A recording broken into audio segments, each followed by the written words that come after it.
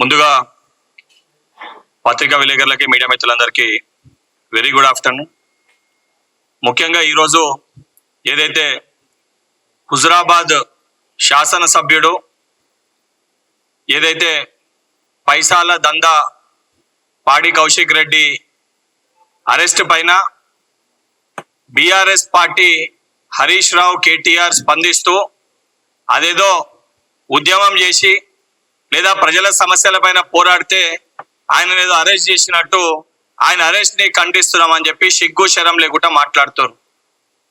వాస్తవానికి మీకు సిగ్గు ఉండాలని చెప్పి కూడా నేను భావిస్తాను. ఎందుకంటే మీరు 10 ఏళ్లలో ఏ దందా అయితే చేసిర్రో మీరే వాడిని ప్రోత్సహించి కౌశిక్ రెడ్డిని ఈ రకంగా చేయాలని చెప్పి మీరు మీ పార్టీలో ఎమ్మెల్యేకి నేర్పించి కౌశిక్ రెడ్డి ఏదైతే ప్రజల్ని బ్లాక్ మెయిల్ చేస్తూ అడ్డంగా దొరికిపోతే ఎవరినైతే బ్లాక్ మెయిల్ చేసిర్రో వాళ్ళు వెళ్ళి కేసు పెడితే దానిపైన కేసు రిజిస్టర్ అయ్యి దానిపైన వారెంట్ ఇష్యూ అయ్యి ప్రొసీజర్ ప్రకారంగా ఆయన అరెస్ట్ చేశారు.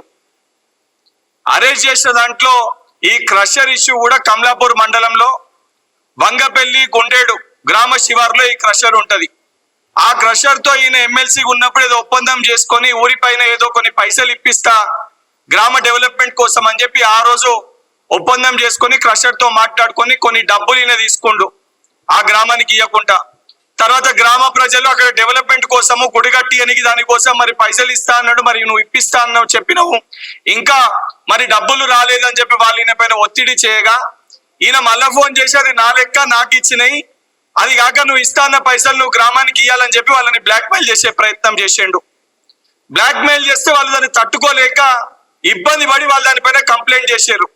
కంప్లైంట్ చేసి వాళ్ళు బయటికి వచ్చి నేను ఆల్రెడీ పైసలు ఇచ్చినామని చెప్పి ఒక యూట్యూబ్ ఛానల్ తోటి కొన్ని ఛానల్స్ తోటి కంప్లైంట్ ఇచ్చిన వ్యక్తి మాట్లాడుతూ ఆల్రెడీ ఎమ్మెల్సీగా ఉన్నప్పుడు కౌశిక్ రెడ్డికి 25 లక్షలు ఇచ్చిన, దానికంటే ముందు 30 లక్షలు ఏదైతే వాళ్ళ పార్టీ నాయకులకు ఇచ్చిన అని చెప్పి ఆయన మాట్లాడిండు.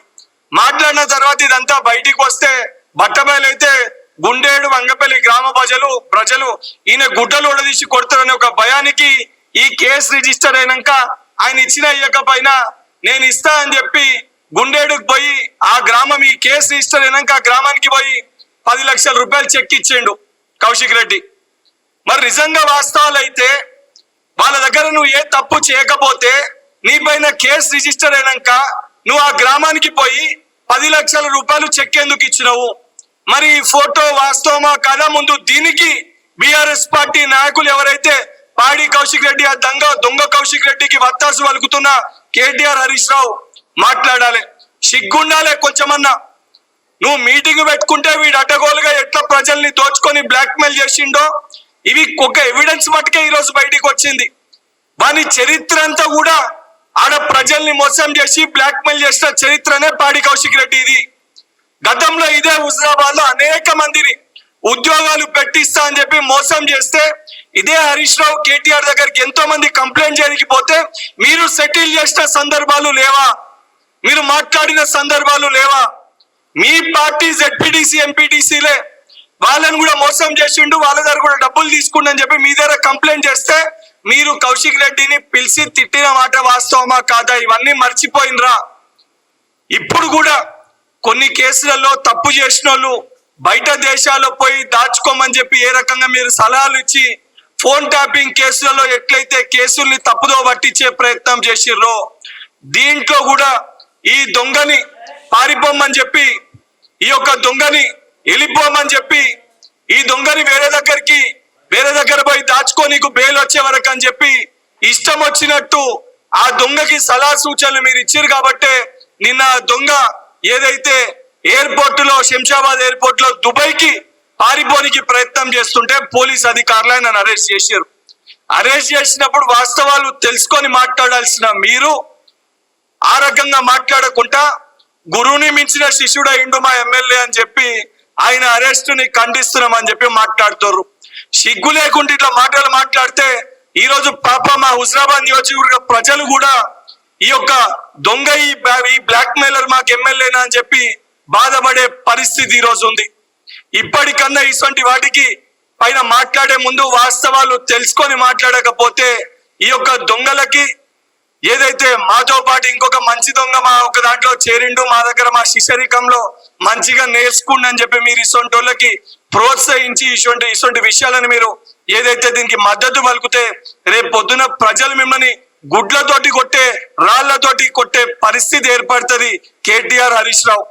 అండ్ పదే పదే 2 రోజులకెళ్ళి మీడియాలో మాట్లాడుతూ బంకచర్ల విషయాన్ని ప్రస్తావిస్తూ ఏదో బంకచర్ల విషయము ముఖ్యమంత్రి గారు ఏదో తప్పు చేస్తుర్రు, మీరేదో సత్య హరిశ్చంద్రులు, మీరేమీ తప్పు చేయలేదనే విధంగా హరీష్ రావు మాట్లాడుతుండు.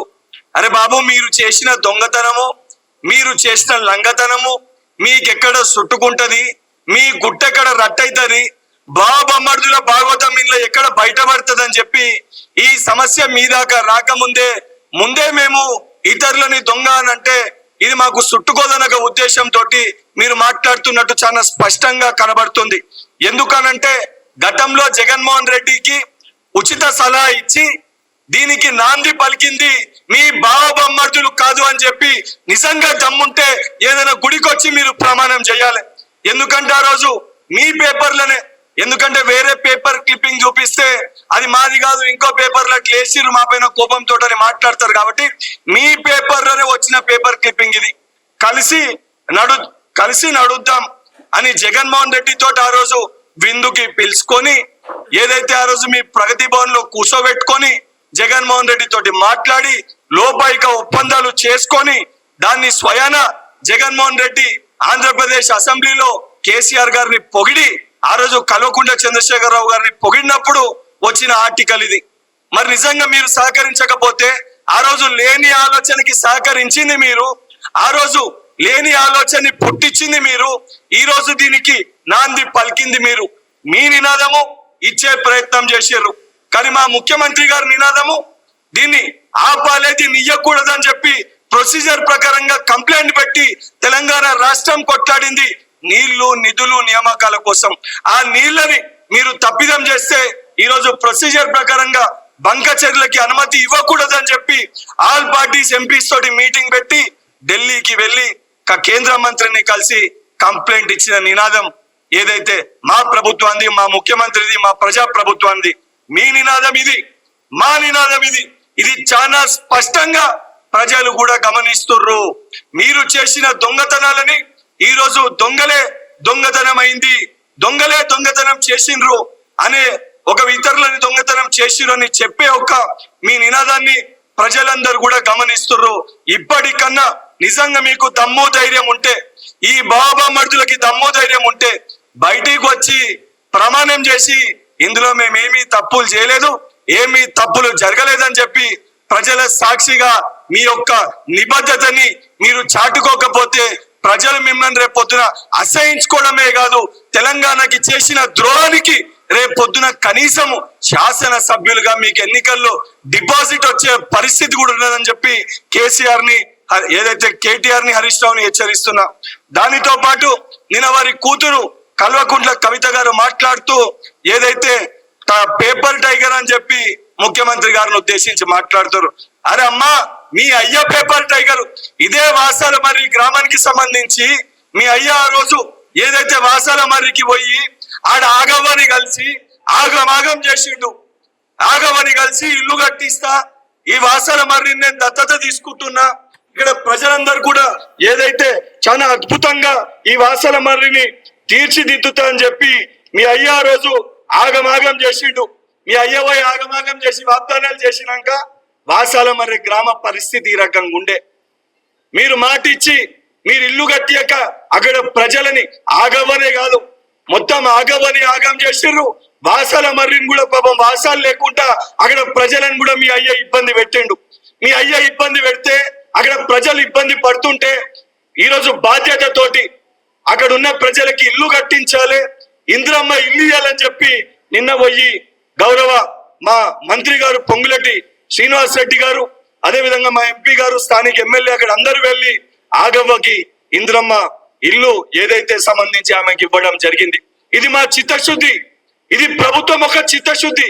ఆ రోజు మీ అయ్య నిజంగానే ఆగవ్వకి ఇల్లు ఇచ్చింటే ఆగవ్వ ఎందుకు ఆగమైతుండే, ఇవాళ మళ్ళీ ఈ ప్రజా ప్రభుత్వంలో ఎందుకు ఇందిరమ్మ ఇల్లు ఇచ్చే పరిస్థితి ఏర్పడుతుండే.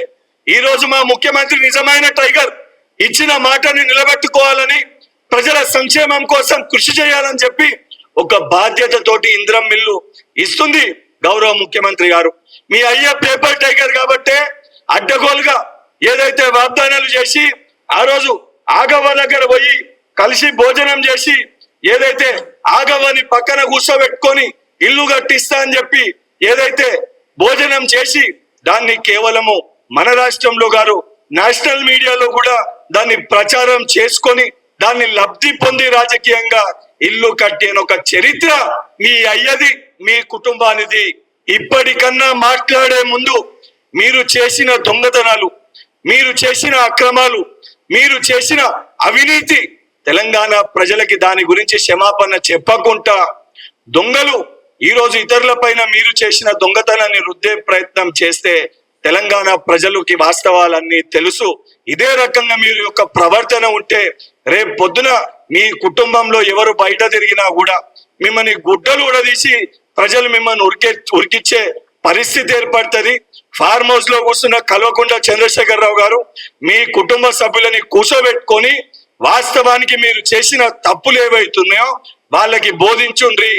బోధించకుండా వాళ్ళు నువ్వు చేసిన దొంగతనాలు వాళ్ళకి తెలియకుండా వాళ్ళకి తెలియకుండా ఏదైతే దాచిన డబ్బు ఏదైతుందో నువ్వు చేసిన దొంగతనాలను కూడా ఇతరులు చేసిరని చెప్పి స్వయంగా నీ బిడ్డ నీ కొడుకులే నిన్ను ఇరికిచ్చే పరిస్థితి ఉంది. సో రేపు పొద్దున నీ కుటుంబంలో వల్లనే, నీ కుటుంబ సభ్యుల వల్లనే రేపు పొద్దున వాళ్ళకే పరిస్థితి ఏర్పడితే ఇవన్నీ మేము చేయలేదు, మా నాయన ముఖ్యమంత్రిగా చేసిర్రు, మా ముఖ్యమంత్రి ఆదేశాల మేరకే మేము ఆ రోజు సంతకాలు పెట్టినామని చెప్పి నీ బిడ్డ అల్లుడు కూడా రేపు పొద్దున వాళ్ళే నిన్ను జైలుకి పంపించనీకి కారకులైతారు. ఈ మాట గుర్తుపెట్టుకో. ఇప్పటికన్నా బీఆర్ఎస్ పార్టీ నాయకులకి కార్యకర్తలకు కూడా నేను విజ్ఞప్తి చేస్తున్నా. ఈ దొంగలు అడ్డగోలుగా ప్రజల్ని దోచుకొని మిమ్మల్ని కూడా అనేక సందర్భాల్లో మోసం చేసిర్రు. ఈ రోజు వాళ్ళ యొక్క బాటలలో పాడి కౌశిక్ రెడ్డి కొంతమంది ఎమ్మెల్యేలు కూడా కొంతమందిని బ్లాక్ మెయిల్ చేసి ఈ బ్లాక్ మెయిల్ దందాలకి పాల్పడుతుర్రు. అసొంటి వాళ్ళ వైపు ఉంటే మీ గ్రామాల్లో ప్రజలు కూడా రేపు పొద్దున మిమ్మల్ని కూడా తిరస్కరించే పరిస్థితి ఉంటది. మీరందరూ కూడా ఒకసారి పునరాలోచించుకోండి. మరి వాళ్ళ వైపు ఉంటారా, ప్రజా ప్రభుత్వం వైపు ఉంటారా, పునరాలోచించుకోవాలని చెప్పి వారికి కూడా విజ్ఞప్తి చేస్తూ ఈ దొంగలకి మళ్ళా చెప్తున్నా, మీరేదన్నా ఇష్టం వచ్చినట్టు మాట్లాడితే మీ గుట్టు ఇయ్యాలి కదా. ఎట్లయితే ఒక్కొక్కటి ఆధారాలతో సహా బయటికి వచ్చిందో మీరు మాట్లాడే ప్రతి ఒక్కటి కూడా ఎవిడెన్సెస్ తో సహా బయటికి తీసుకొని వచ్చి ప్రజల ముందు పెట్టి దానితో పాటు ప్రతి అక్రమాల పైన కూడా విజిలెన్స్ కి ఇతర డిపార్ట్మెంట్స్ కి కంప్లైంట్ ఇచ్చి మీ పైన చర్యలు తీసుకునే విధంగా కూడా ఏదైతే నేను గాని మా పార్టీలోని ఎమ్మెల్యేలు అందరం కూడా కృషి చేస్తామని చెప్పి బీఆర్ఎస్ పార్టీ కేటీఆర్ ని, హరీష్ రావుని, అదేవిధంగా కవితని హెచ్చరిస్తున్నా. తప్పనిసరిగా నిరుద్యోగులకి సంబంధించి ఆ నోటిఫికేషన్స్ ఏవైతున్నాయో వర్గీకరణ అంశాన్ని అది కూడా పూర్తయింది కాబట్టి 100% అతి త్వరలో మాటిచ్చిన విధంగా ఏ రకంగా అయితే నిరుద్యోగులకి మాటిచ్చినామో 100% వాళ్ళకి అతి త్వరలో జాబ్ క్యాలెండర్ ని ప్రభుత్వంలో ఉన్న ప్రతి ఖాళీలను కూడా నోటిఫికేషన్ వేసి తప్పనిసరిగా భర్తీ చేసే ఒక బాధ్యత నిరుద్యోగులు తెచ్చుకున్న ఈ ప్రజా ప్రభుత్వం పైన ఉంది. తప్పనిసరిగా చేసి తీర్థం. అతి త్వరలో ఆ శుభవార్త ముఖ్యమంత్రి గారి నోటి మీదుగా వినబోతున్నారు.